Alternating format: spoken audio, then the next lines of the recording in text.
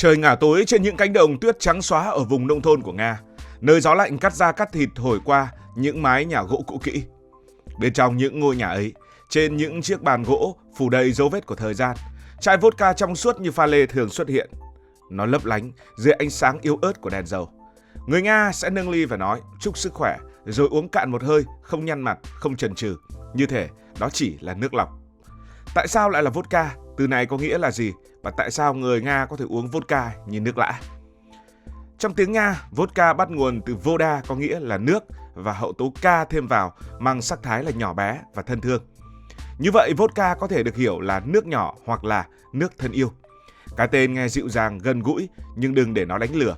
Thứ nước nhỏ này chứa đến 40% là cồn, đủ để làm ấm cơ thể trong cái lạnh âm 30 độ C của mùa đông Nga, đủ để khiến người không quen gục ngã chỉ sau vài ly.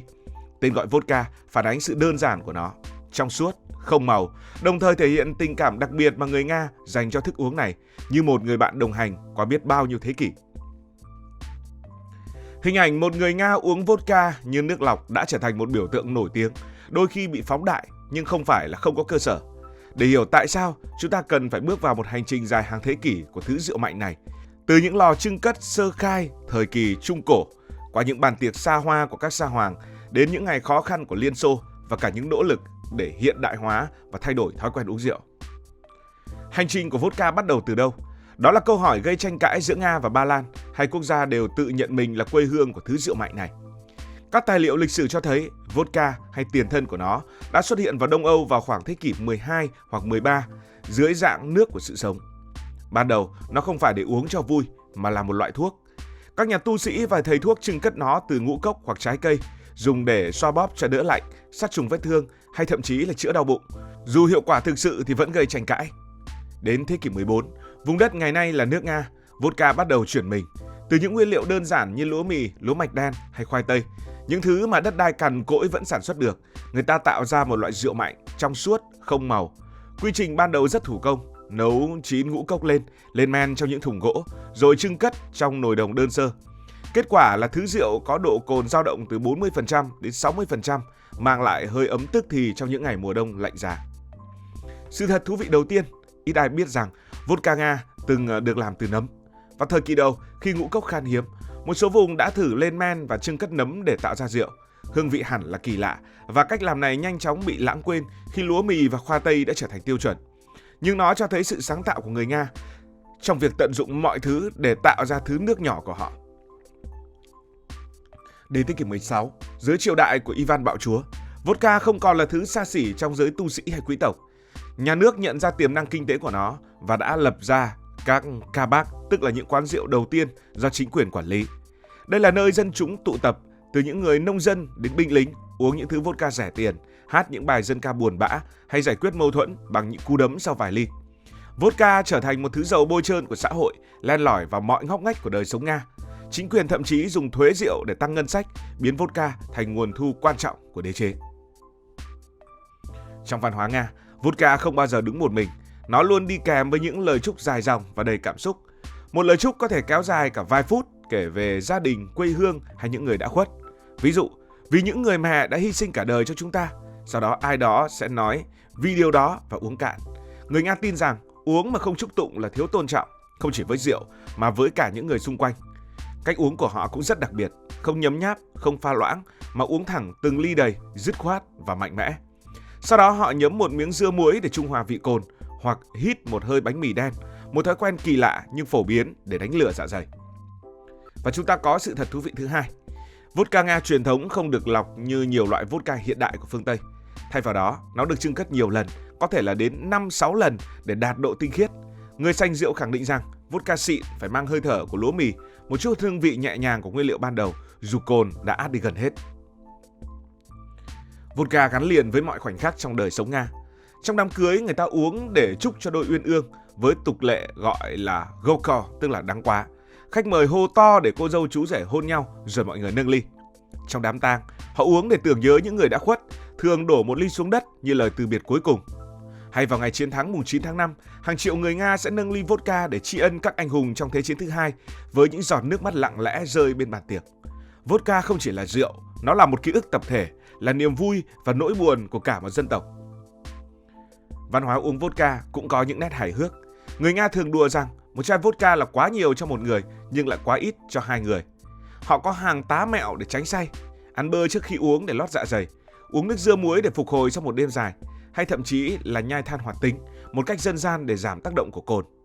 Những thói quen này không chỉ thực tế mà còn thể hiện sự khéo léo của một dân tộc đã sống chung với vodka qua bao nhiêu thế kỷ.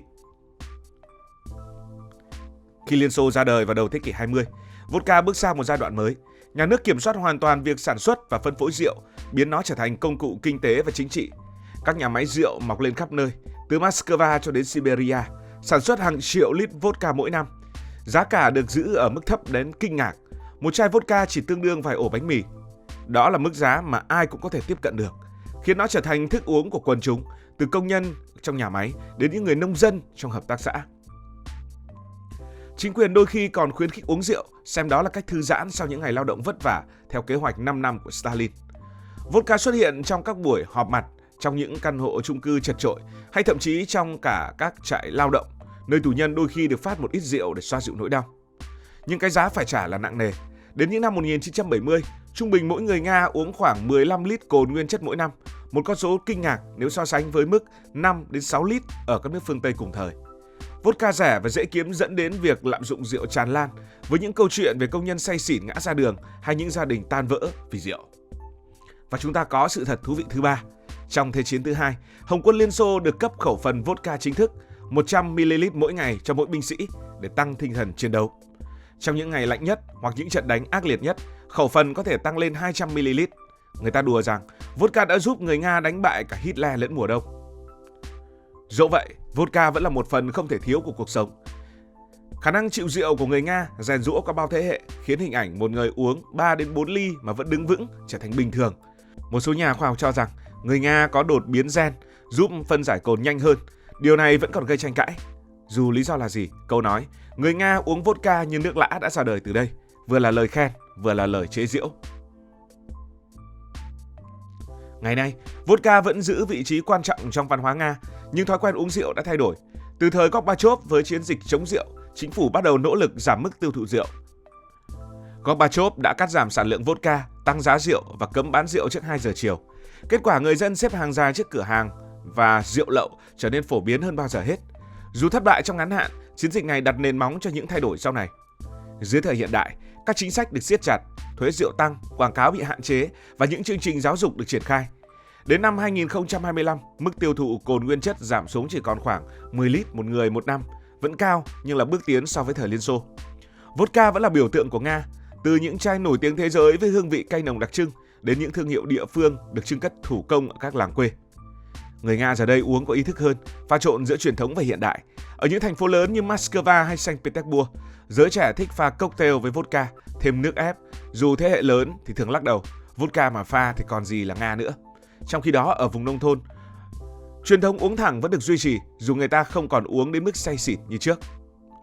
Và chúng ta có sự thật thú vị cuối cùng về vodka đắt nhất thế giới. Đây là chai vodka có giá 3,7 triệu đô la Mỹ, được lọc qua kim cương và đóng chai đính đá quý. Nhưng với người Nga bình dân, một chai giá vài trăm nghìn đồng quy ra tiền Việt vẫn đủ để kể những câu chuyện đêm đông. Và một sự thật khác, Nga từng thử xuất khẩu vodka không cồn vào thập niên 1990 để quảng bá văn hóa mà không gây say. Nhưng sản phẩm này nhanh chóng thất bại vì chẳng ai hiểu uống vodka mà không say còn uống làm gì. Như vậy, vodka không chỉ là một thức uống, nó là lịch sử, văn hóa, là linh hồn của nước Nga. Từ những tu viện Trung Cổ qua những bàn tiệc sa hoàng đến những ngày khó khăn của Liên Xô, vodka đã đi cùng người Nga qua bao thăng trầm. Nó là thứ nước nhỏ đơn giản, mạnh mẽ và đầy tình cảm, đúng như bản chất của dân tộc này.